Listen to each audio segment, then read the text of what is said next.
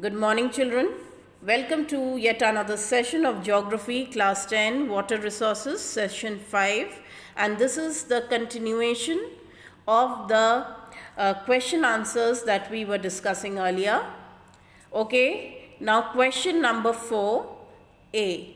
Name the two types of canals. The two types of canals are perennial and inundation canals. Name two states where perennial canals are widely used.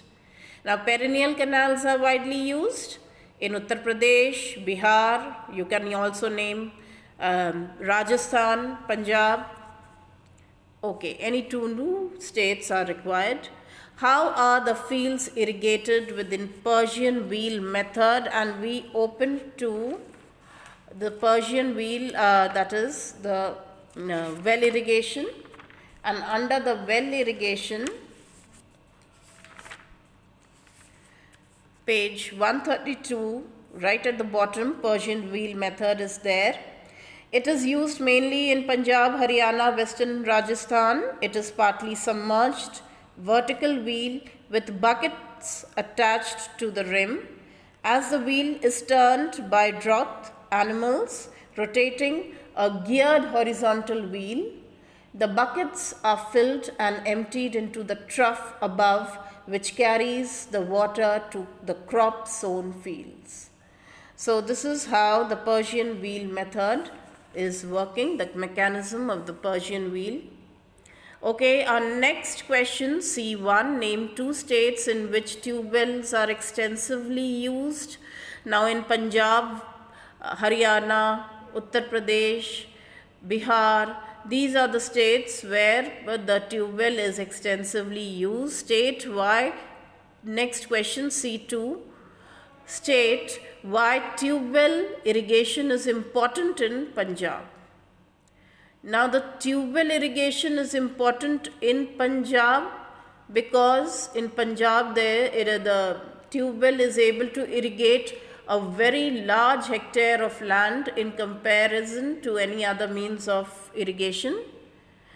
The soil is soft and fertile, and we can easily dig, the tube well can be bored, and water level is also high in these regions. As such, it is very important mode of irrigation in Punjab.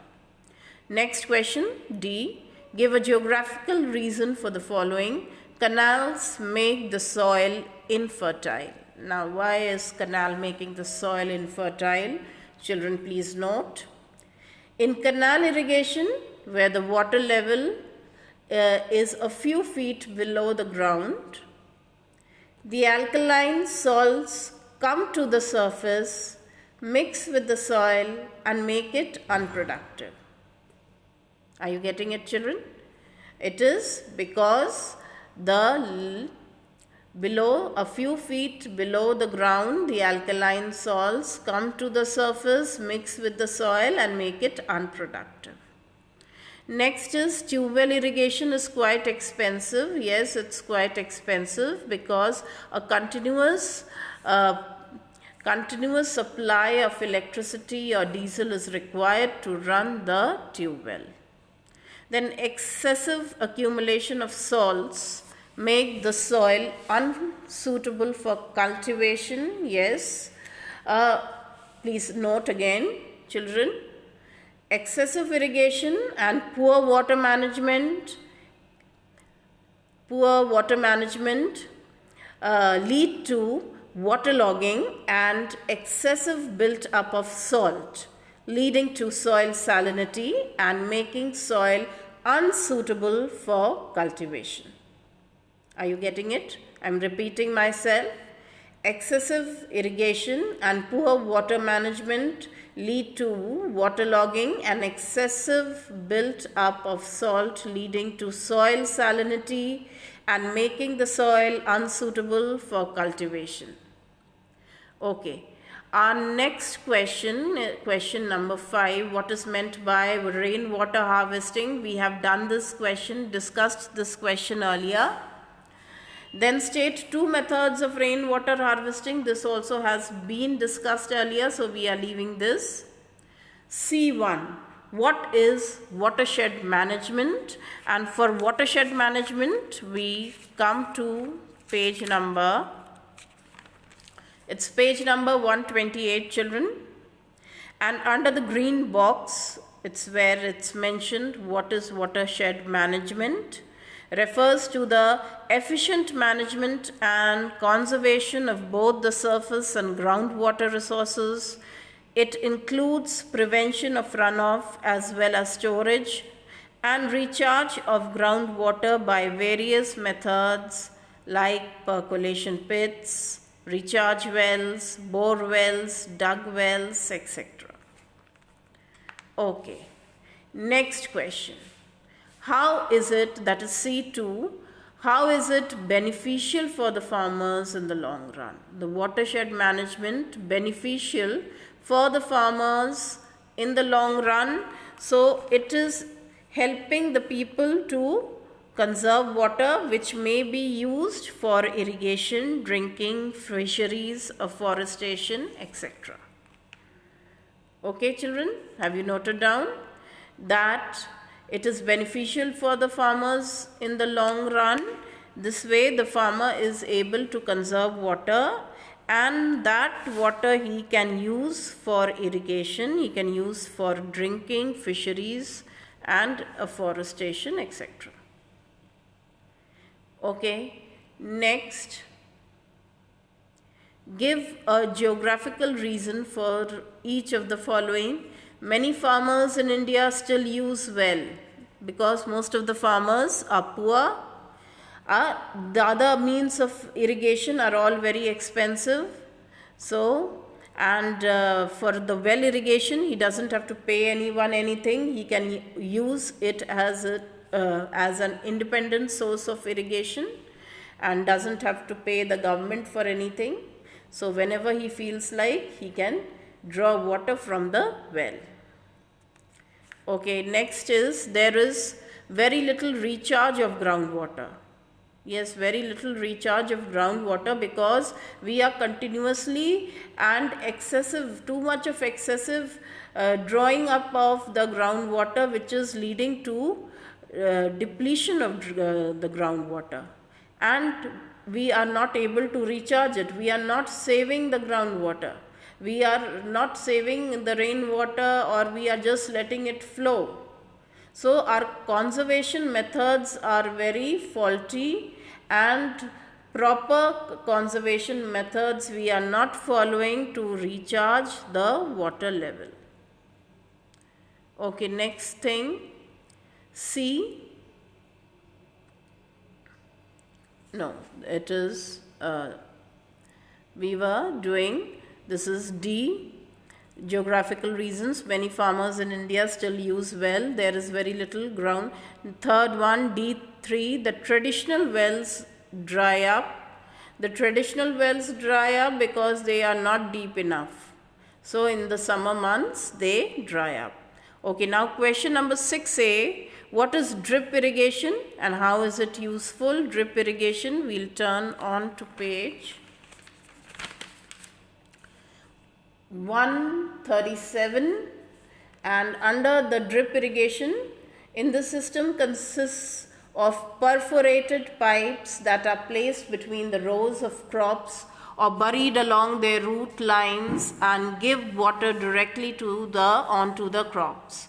So this is how the drip irrigation is working. And the next question, how is it useful? It is useful as it helps, it drastically reduces evaporation. Please note that it is drastically reduces evaporation and lets irrigation water to be conserved. So helps in the water to be conserved, and also the evaporation is drastically reduced. Okay, so again we come back to the next question. Question number 6B. Explain briefly the need to conserve water. Why do we need to conserve water? We need to conserve water for our future needs. What will happen? Because so much of exploitation of water, we know that fresh water is limited, already limited, and we are over exploiting. Then there is a great demand of water with a huge rise in population. Then most of the water is taken by the irrigation system. So whatever is left is a very meager amount, and for all these reasons we need to conserve water. Okay. Next question is C, 6C, and what is meant by furrow irrigation? What is its advantage? Now, furrow irrigation, we come to page number 136. Under furrow irrigation, it is a type of flood irrigation in which the water is poured on the field, is directed to flow through the narrow channels dug between the rows of crops. So that is what is furrow irrigation. Next question. What is its advantage? What is the advantage of furrow irrigation? And the advantage is that it guarantees that the water is distributed evenly.